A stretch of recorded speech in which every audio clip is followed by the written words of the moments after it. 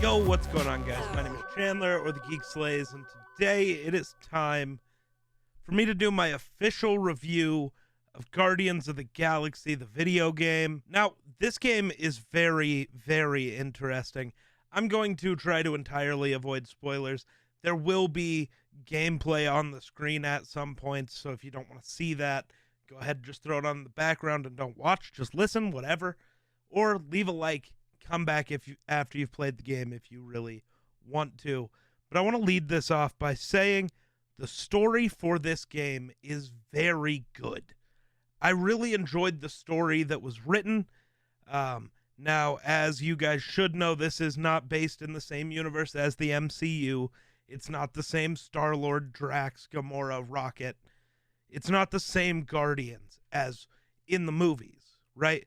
Now, it's the same characters, but different universe, different timeline, different story. And man, there are some actual decent twists and turns in this game, and I didn't really fall for them or go, oh my god, that's shocking.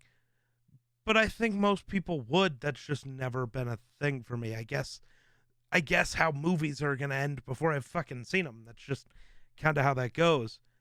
But actual decent twists and turns, some cool characters are in the game that you would maybe not expect to be in the game, or, you know, I'm not going to say playable because they're not. Technically, not even all the Guardians are playable. Only Peter Quill, only Star-Lord. That is the only guy you play as, which to me is a detriment to the game. Like in the Avengers, you got to play as everybody.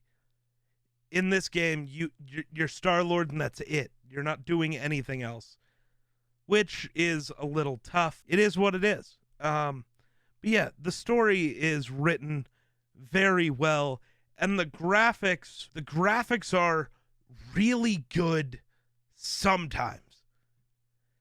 What I've noticed is this game is the most buggy mess of a game I've seen. I get it. Cyberpunk was full of bugs right at launch.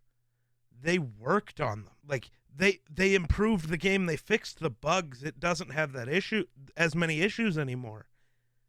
A lot of games can come out and be very buggy to begin with, but normally that gets improved upon, right? This game. So I downloaded it off of Xbox Game Pass onto my Xbox Series X, top of the line console, right?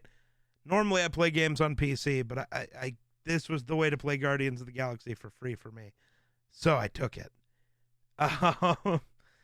And dude, like, it ran mostly fine for the beginning, and I had it on performance mode, not on quality, not trying to be beautiful. I wanted the most frames possible. For the final 6 missions, it was not. It wasn't even really playable. Like, I pushed through, but it was not only less than 30 FPS, which isn't supposed to happen on Series X games.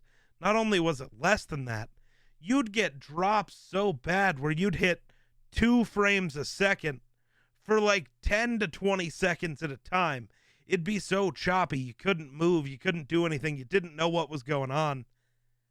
But then, early game, there are scenes that just look incredible and are so smooth and so perfect. It's just a weird mess. They could have fixed it by now, but they just don't want to. It's been 6 months. This game came out October 26th of 2021. It is March 31st at the time of recording. It was March 28th, I believe, the day I beat this game. It has been months, and it's not playable still. Like, it is a buggy, broken mess. That's not great. That's not great. The other issues I had were the audio glitches. I think it was trying to set it up as directional audio, but basically what ended up happening was the game thinks your character should be facing this way, so if you turn your character or are running around looking for stuff, all the audio for dialogue just cuts out. So, like, half the story I just kind of missed because I was missing conversations because I wasn't looking the correct direction. Like, it's not like it was kind of faint or it moved around. It just was gone. That's something you can't have 6 months post-release of a AAA video game. Here's the thing, guys. This has been an issue forever with all of these AAA gaming companies. EA. As much as I love EA, I've worked with EA, but EA has this problem also. Activision. Every Activision game is a problem when it launches. 2K. I'm sorry. I'm a little lost on all the game studios. But when's the last time a game released truly polished, truly good? It didn't release with game-breaking bugs that they had to work overtime on to fix. Amazon's game studio this year released a game that had bugs that were killing people's PCs. Their graphics cards stopped working because of a bug in a game. Now, I know Amazon said, oh, we didn't really do this. Wasn't our fault. We didn't do this. It wasn't a bug on our end, but here's a patch to fix it. So obviously it was a bug on their end. They just don't want to take responsibility, which, I mean, I get it. Graphics cards are worth more than gold right now. And, you know, your game was just frying them.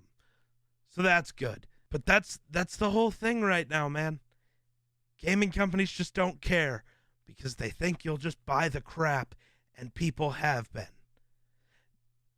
So, you want my review of this game? Story's great. 8 out of 10. Gameplay, when it works, is like a 7.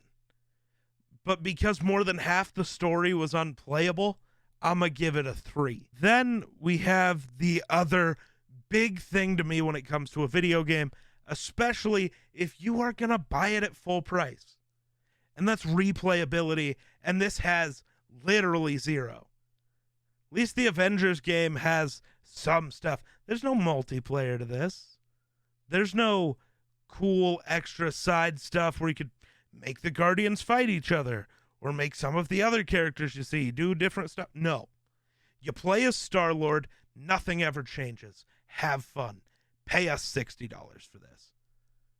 So what would be considered like a 5.5 out of 10 game is like a 3.5. You lose 2 points for not having any replayability. I get it. You can get this game for free with Xbox Game Pass, but not everybody has that.